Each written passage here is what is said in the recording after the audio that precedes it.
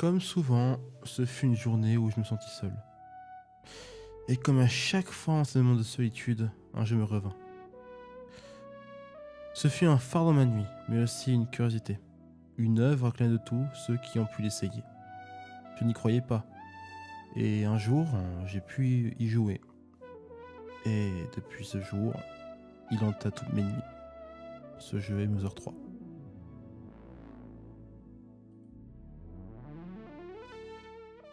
Reprenons depuis le début.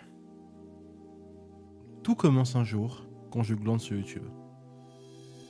On parle de ce jeu. J'ai 16 ans à ce moment-là. Je viens de finir Undertale qui me fout une claque dans la gueule et là t'as des mecs qui me disent qu'il n'a rien inventé et que ce qui lui a inspiré est en fait beaucoup plus marquant. J'avoue, ça me hype. J'esquive tous les spoils. Je démarre le jeu sur ma Wii Hack pour jouer sur la télé et... Première chose que je vois, c'est un jeu plus chiadé, niveau DA et musique. C'est un attrait plutôt sympa. Le niveau de curiosité, de hype est à son paroxysme, mais... Plus j'avance, moins je vois le temps passer en fait, ça devient long. Je sais pas, je n'y rentre pas, peut-être le gameplay que je trouve incompréhensible. Faut comprendre, c'est un peu un JRPG old school. Le jeu qui ne donne pas le temps d'instaurer son univers et nous force d'y aller dans la direction, j'avoue, à ce moment-là, j'y comprends rien.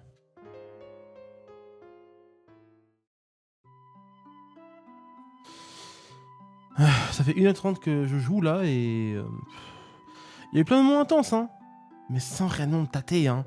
J'avance plus du tout par hype, je m'auto-convainc que c'est le début. C'est normal, je comprendrai enfin ce gameplay rugueux, ces situations sans réel contexte, je vais arriver dans le dur quoi. Mais bon, après avoir eu mon chien et ce voleur dans mon équipe, qui est pas vraiment un voleur d'ailleurs, il ressemble pas à un voleur, vous avez vu. J'aime bien quand on sert robot chelou et je retrouve mes gosses. Voilà. Et je me rends compte là que depuis le début, je n'ai pas raconté l'histoire en fait. Bon, en fait ça vite fait. Nous jouons à ce moment-là du jeu Flint, le père du futur héros du jeu qui est Lucas. Ouais, le garçon dans Smash. À ce moment-là, on se réveille dans la nuit, attaqué par des sortes d'aliens cochons qui ont foutu le feu à notre forêt. On aide le village à éteindre le feu, tout en cherchant notre femme et nos enfants qui étaient sur la montagne proche de la forêt pour les vacances en gros. Voilà. Bon, je reprends mon état du coup. Donc, on rentre nos gosses, frigorifiés d'ailleurs, mais pas notre femme. Peu importe pour l'instant, nous devons d'abord mettre nos enfants à l'abri. Après une ellipse, un des villageois vient nous parler, et... ouais, voilà ce qui se passe.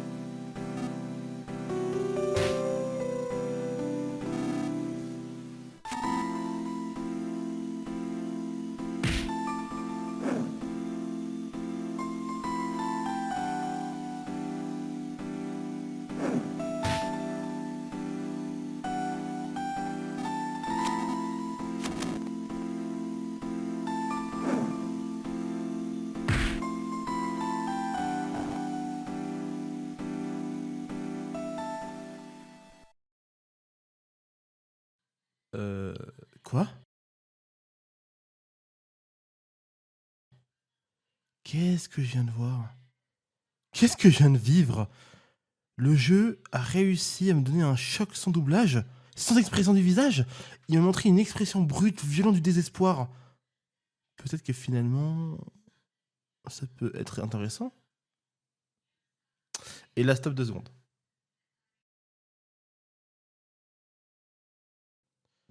Je n'avais plus jamais démarré le jeu après ça.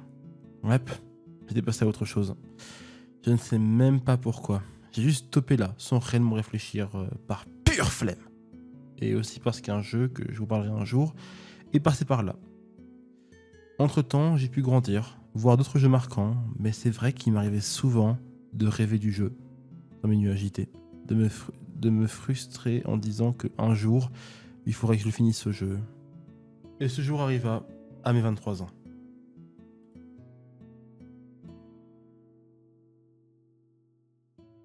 Alors, situons un peu les choses. 7 ans se sont passés. Je suis en cours pour mes études et je me fais purement chier. J'avais acheté un iPhone 15 Pro Max, ouais c'est ça, que je souhaitais bench avec une backbone. Je découvre qu'il existe un émulateur GBA sur iPhone qui sortait que très récemment d'ailleurs. Je veux absolument le tester. Du coup, je me dis, avec quel jeu en vrai? Je me suis rappelé de Mother 3 et de ma frustration de ne pas l'avoir fini, donc je l'installe. J'y joue et je revis tout de la même manière, en décuplé. Je n'avais plus la même patience. Par contre, je suis devenu beaucoup plus sensible. Et ce fut le second choc. Et cette fois, je ne pus lâcher le jeu.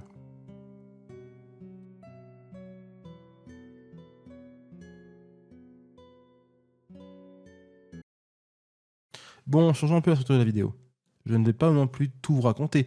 J'ai maintenant essayé d'être vague. Car en faisant cette vidéo, mon but est de vous faire vivre ce que j'ai vécu. Mais aussi de vous donner envie de jouer au jeu. Au moins. Par contre, je peux vous raconter en général ce que j'ai ressenti. Et c'était de la surprise. Ce jeu est imprévisible. Je vous donne un exemple dans le chapitre 3. Nous suivons un petit singe esclave qui se nomme Salsa, qui a été mis en captivité par un homme se nommant Façade. Nous sommes très faibles comparés à Flint et devons nous donc suivre les ordres sans jamais rechigner, car sinon notre dulciné se fera maltraiter et nous prendrons tout le temps des décharges électriques. Après un avancement dans le jeu, nous nous rendons compte de la raison de notre présence. Façade fait partie de ces aliens cochons chelous. Et leur but est de transformer la civilisation de ce monde fait de libre-échange et de partage en un monde de doctrine capitaliste. Oui, c'est vrai, ce que je vous dis est vrai. Salsa sera tâché de donner des boîtes magiques avec des images. Vous voyez ce que je veux dire par imprévisible? Ce que je vous raconte n'est pas hors contexte ou quoi que ce soit. C'est littéralement ce qui se passe dans le jeu. Et à tous ces moments, vous dites, qu'est-ce qui se passe? Et en même temps, vous vivez une sorte de mélancolie chelou où vous sentez mal pour le singe et en même temps, vous rigolez de la situation. Et tout ce moment what the fuck, teinté de mélancolie, c'est ce qui sera le jeu jusqu'à la fin. Bon, je comprends que ça peut être décevant, mais je n'en raconterai pas plus. Je veux que vous viviez ça. Je veux que vous en dire le moins possible pour que vous viviez peut-être ce que les joueurs de Mother 3 ont vécu. La fin.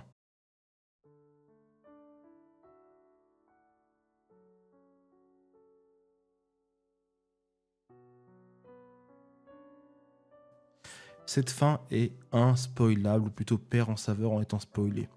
Comprenez-moi, j'ai joué au jeu en 2 semaines non-stop. Je vis un moment que l'on peut appeler déchirant, pour après au final vivre l'ultime sobriété. Ouais, j'ai vécu un moment si fort et si faible, avec la bouche ouverte sans aucunement savoir réagir. J'ai vécu la surprise, l'inquiétude, la déception, la mélancolie, l'acceptation et enfin la joie. Tout ça en 2 minutes! Cette fin est une synthèse de tout ce que j'ai vécu dans Mother 3. Et ce fut un choc pour moi. J'ai vécu des mois et des mois en pensant à ce jeu et au final, même si le jeu a été injustement dur parfois, avec des mécaniques reloues, mais il a une écriture si attachante en utilisant la thématique du deuil de manière si mélancolique et si juste. Et la cerise sur le gâteau, c'est qu'au final, il est arrivé à moi au meilleur moment. Je l'explique. À ce moment-là, j'avais peur de la mort. Et peur de la perte des gens, de mes proches. Et je savais plus où me situer dans mes études, mes passions, et même dans le jeu vidéo. Et ce jeu fit une de ces si grosses claques que la vie m'a paru si beaucoup plus belle. Et au final, avec une si belle écriture, il a réussi à me marquer au fer rouge.